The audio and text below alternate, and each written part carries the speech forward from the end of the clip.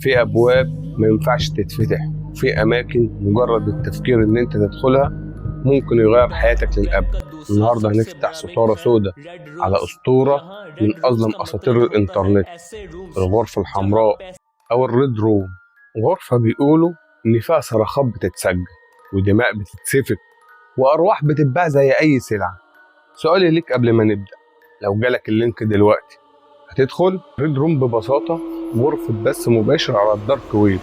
المشاهدين بيدخلوا يدفعوا آلاف الدولارات بعملة البيتكوين، في المقابل يتفرجوا على جريمة لحظة بلحظة، قتل، اغتصاب، خطف.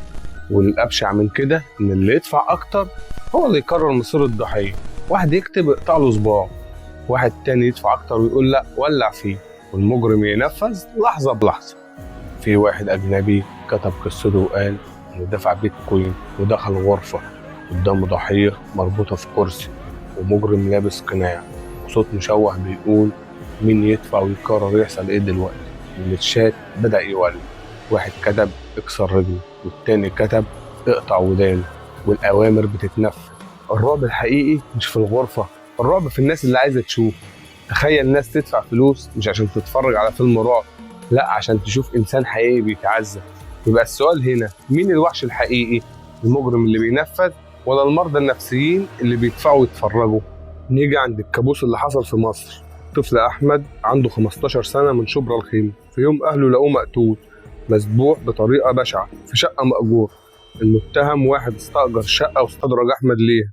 اللي أخطر من الجريمة نفسها إنها اتصورت، وفي تقارير قالت إن الفيديو اتعرض على منصات إلكترونية عشان كسب فلوس. القضية اتحولت لرأي عام، والمحكمة حكمت بالإعدام على القاتل وسجن مشدد لشريف. الناس سمت الحادثة ديت ريد روم شبرا. يمكن ما كانتش غرفة حمراء كاملة بالمعنى الأجنبي، لكن كانت أقرب حاجة حقيقية للأسطورة قدام عينينا. الغرفة الحمراء هل هي كابوس من خيالنا ولا حقيقة مخيفة في مكان مش عايزين نعرفه؟ محدش عنده جواب، لكن اللي متأكدين منه إن في أبواب لو فتحتها عمرك ما هتقفلها تاني. لو جالك لينك يوما ما هتدخل ولا هتطفي الكمبيوتر وتسيب الغموض وراك؟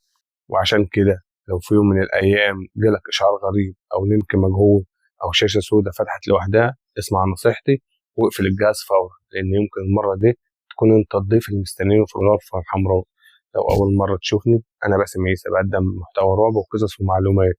دوس لايك واشترك في القناة وفعل زر الجرس عشان يوصلك كل جديد. سلام.